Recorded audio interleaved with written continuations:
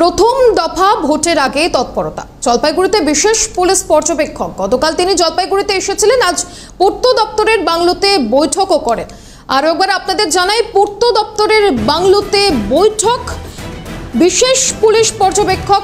প্রথম দফা ভোটের আগে একেবারে তৎপরতা লক্ষ্য করা যাচ্ছে এবং আজ পূর্ত দপ্তরে বৈঠকও চলছে। এবং এই বৈঠক থেকে ঠিক কোন কোন বিষয় উঠে এসেছে জানবো। টেলিফোন লাইনে আমাদের প্রতিনিধি তিতাস রয়েছে।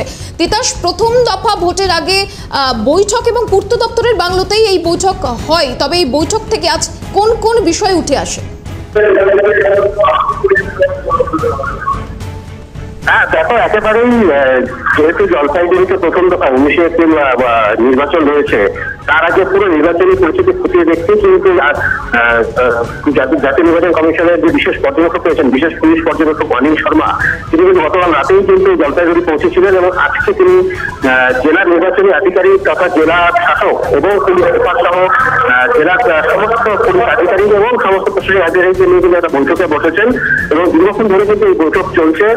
এখনো পর্যন্ত কি বিষয়ে বৈঠক সেটা নিয়ে এখনো প্রশাসনের কিছু জানানো হয়নি। তবুও আমরা যেটা জানতে পারছি যে এই নির্বাচনের আগে নিরাপত্তা ব্যবস্থা না হয় বা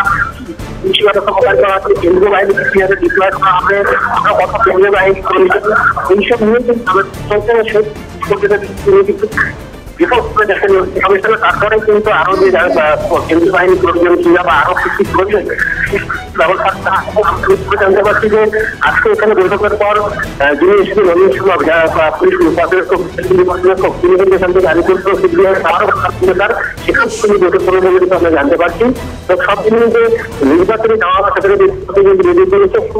তার লক্ষ্য করা যাচ্ছে আজকে বিশেষ পুলিশ পর্যবেক্ষকের আসার মধ্য দিয়ে